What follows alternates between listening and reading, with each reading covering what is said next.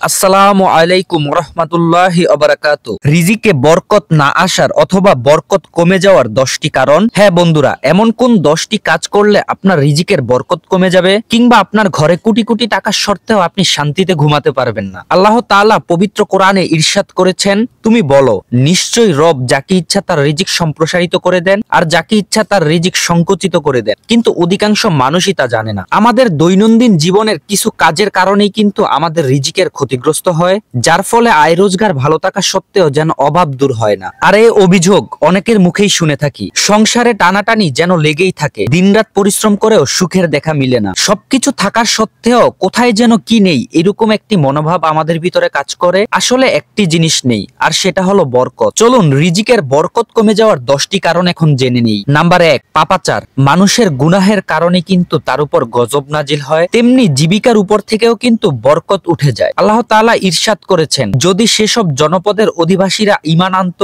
ও তাকওয়া অবলম্বন করত, তাহলে আমি তাদের জন্য আকাশমণ্ডলী ও পৃথিবীর বরকত উন্মুক্ত করে দিতাম, কিন্তু তারা প্রত্যাখ্যান করেছিল, সুতরাং তাদের কৃতকর্মের জন্য তাদের শাস্তি দিয়েছে। সূরা আরাফ 96তম আয়াত। তাই বন্ধুরা, আমরা যারা পাপাচারের সাথে লিপ্ত আছি, সকলে এই পাপাচার পরিত্যাগ করুন আর আল্লাহর পথে ফিরে আসুন। নাম্বার 2, প্রতারণা ও ধোঁকা। মানুষের সঙ্গে প্রতারণা করলে এবং তাদেরকে ধোঁকা দিলে সম্পদের বরকত চলে যায়। হযরত রাসূলুল্লাহ সাল্লাল্লাহু আলাইহি ওয়াসাল্লাম বলেন, কোন দোকানদার যদি সত্য বলে তার দোকানের পণ্যগুলো বিক্রি করে, তাহলে আল্লাহ তাআলা তার বিক্রয়ের মধ্যে বরকত দিয়ে দেন। অন্যদিকে কোনো বিক্রেতা যদি মিথ্যা বলে এবং তার পণ্যের কোনো দোষ থাকে সেটি যদি লুকিয়ে বিক্রি করে, তাহলে তার বরকত ধীরে ধীরে কমে যায়। বন্ধুরা, শুধু ক্রয় বিক্রয় এমনটা নয়, কোনো ক্ষেত্রে আপনি যদি কোনো মানুষের সাথে প্রতারণা করে থাকেন কিংবা তাদেরকে ধোঁকা দিয়ে থাকেন, তাহলে ধীরে ধীরে আপনার রিজিকের বরকত কমে যাবে। তাই আপনারা সকলে মানুষকে ধোঁকা দেওয়া এবং তাদের সাথে প্রতারণা করা থেকে বিরত থাকুন। নাম্বার 3, বেশি বেশি কসম খাওয়া। মানুষ নিজের কথাকে অন্যের কাছে বিশ্বস্ত করে তোলার জন্য কসম খায়। প্রয়োজনে কিংবা অপ্রয়োজনে অধিক কসম খাওয়া মোটেও উচিত নয়। মিথ্যা কসম খাওয়া বড় ধরনের পাপ, যার কারণে সম্পদের বরকত চলে যায়। হ্যাঁ বন্ধুরা, আমাদের ভিতরে আমরা এমন অনেক মানুষ আছি যে কিনা নিজের কথাটুকুকে বিশ্বাস করানোর জন্য প্রয়োজনে অপ্রয়োজনে অনেক কসম খেয়ে থাকি। আসলে এটি মোটেও ঠিক না। হয়তোবা আমরা কসম খেয়ে মানুষের কাছে নিজের মিথ্যা কথাটুকুকেও বিশ্বাস করাতে পারবো, এতে করে ধীরে ধীরে আমাদের রিজিকের বরকত ধ্বংস হয়ে যাচ্ছে। তাই বন্ধুরা, সবাই কসম খাওয়া থেকে বিরত থাকুন এবং মিথ্যা বলা থেকে বিরত থাকুন। নাম্বার 4, সুদের আদান প্রদান করা। সম্পদ বাড়ানোর জন্য মানুষ সুদ গ্রহণ করে এবং প্রদানও করে থাকে, অথচ সুদের আদান প্রদানের জীবিকার বরকত দূর হয়ে যায়। আল্লাহ তাআলা সুদকে নিষেধ করেছেন ও সদকায় প্রবৃত্ত দান করেন। সূরা আল বাকারা 276তম আয়াত। সুদ দেওয়া ও নেওয়া দুইটাই হারাম। বন্ধুরা, আমরা সকলে সুদ থেকে দূরে থাকবো। সুদের টাকা দিয়ে মানুষ কোনো উন্নতি করতে পারে না, বরঞ্চ দিন দিন সুদ গ্রহণের ফলে সে ধ্বংসের পথে এগিয়ে যায়। সুদ গ্রহণকারীকে আল্লাহ তাআলা জাহান্নামের সবচেয়ে কঠিন শাস্তিটুকু দিবেন। তাই বন্ধুরা, সকলে সুদ দেওয়া ও নেওয়া থেকে বিরত থাকুন। নাম্বার 5, নেয়ামতের শুকরিয়া আদায় না করা। আল্লাহ তাআলা তার অশেষ নেয়ামত দ্বারা আমাদের ঘিরে রেখেছেন। রিজিক হচ্ছে তার অন্যতম নেয়ামত। এসব নেয়ামতের শুকরিয়া আদায় না করলে বরকত ও কল্যাণ কোনোভাবেই লাভ করা যায় না। আল্লাহ তাআলা বলেন, তোমরা যদি কৃতজ্ঞতা স্বীকার করো, তাহলে আমি অবশ্যই তোমাদেরকে বেশি বেশি করে দিব, আর যদি অকৃতজ্ঞ হও, তাহলে মনে রেখো, নিশ্চয়ই আমার শাস্তি অত্যন্ত কঠোর। হ্যাঁ বন্ধুরা, সকাল থেকে সন্ধ্যা পর্যন্ত আমরা কিন্তু আল্লাহ তাআলার নিয়ামত গ্রহণ করে যাচ্ছি। যে অক্সিজেনটুকু আমরা গ্রহণ করি সেটিও আল্লাহ তাআলার দান। যেই মানুষগুলো আল্লাহ তাআলার এই নিয়ামত গ্রহণ করার পর আল্লাহ তাআলার কাছে শুকরিয়া আদায় করে, আল্লাহ তাআলা তাদেরকে পছন্দ করেন এবং তাদেরকে বেশি বেশি করে তাদের রিজিকে বরকত দান করেন। তাই বন্ধুরা, আমরা সবসময় আল্লাহ তাআলার এই নিয়ামতগুলোর শুকরিয়া আদায় করব, এতে করে আল্লাহ তাআলা আমাদের উপরে খুশি হবেন এবং আমাদের রিজিকের উপর বরকত দান করবেন। নাম্বার 6, কৃপণতা। কৃপণতা ও বখিলতা মানুষকে পাপাচারে লিপ্ত করে, যা ইহকাল ও পরকালীন জীবনের ক্ষতিগ্রস্ত হওয়ার কারণ। নবী করিম সাল্লাল্লাহু আলাইহি সাল্লাম বলেন, তোমরা কৃপণতার ব্যাপারে সাবধান হও, কেননা তোমাদের পূর্ববর্তীরা কৃপণতার কারণে ধ্বংস হয়েছে।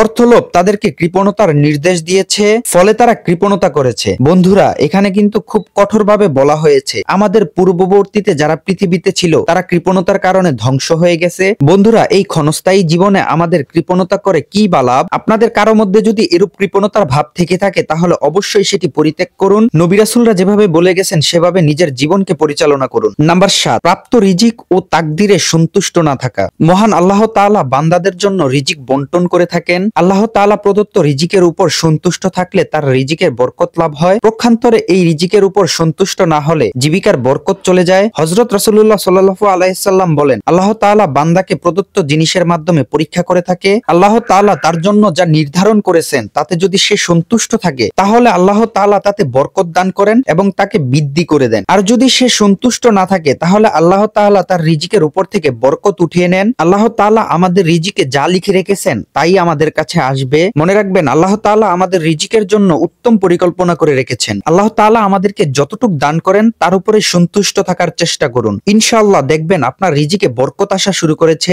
নাম্বার 8, অপচয় ও অপব্যয়। বাজে কাজে ও অপ্রয়োজনে খরচ, নির্গাতি অপব্যয় এটা মানুষের নিন্দনীয় স্বভাব, যার কারণে তার মধ্যে চৌর্যবৃত্তি, অন্যের সম্পদ আত্মসাৎ, উৎকুচ গ্রহণ ইত্যাদি দুশ্চরিত্র স্বভাব বিস্তার করে। এজন্য ইসলাম এগুলা নিষিদ্ধ করেছেন। এ প্রসঙ্গে আল্লাহ তাআলা বলেন, তোমরা খাও, পান করো, কিন্তু অপচয় করো না। নিশ্চয়ই আল্লাহ তাআলা অপচয়কারীদেরকে ভালোবাসেন না। নাম্বার 9, জাকাত না দেওয়া। জানমালের জাকাত দেওয়া ফরজ জানা সত্ত্বেও অনেক মানুষ তা আদায় করে না, ফলে ইহকালীন ও পরকালীন আযাব গজব আপতিত হয়। হযরত রাসূলুল্লাহ সাল্লাল্লাহু আলাইহি সাল্লাম বলেন, যখন কোনো জাতি জাকাত আদায় করে না তখন আসমান থেকে বৃষ্টি বন্ধ করে দেওয়া হয়। যদি ভূপৃষ্ঠে চতুষ্পদ জন্তু ও নির্বাক পানি না থাকতো তাহলে আর কখনো বৃষ্টি হতো না। জাকাত দেওয়া যে কতটা গুরুত্বপূর্ণ নবীজির এই কথাটিতে হয়তো আপনারা বুঝে গেছেন। ভাইরে, জাকাত দিলে আপনার সম্পদ কমে যাবে না, বরঞ্চ আল্লাহ তাআলা আপনার সম্পদের পরিমাণ আরো বৃদ্ধি করে দিবেন। নাম্বার 10 ও সবচেয়ে গুরুত্বপূর্ণ বিষয়, অন্যায় পথে সম্পদ অর্জন করা। হারাম ও অন্যায়ভাবে সম্পদ অর্জন করলে তার বরকত দূরীভূত হয়ে যায়। বর্তমান সময়টা এমন একটা সময় চলে এসেছে,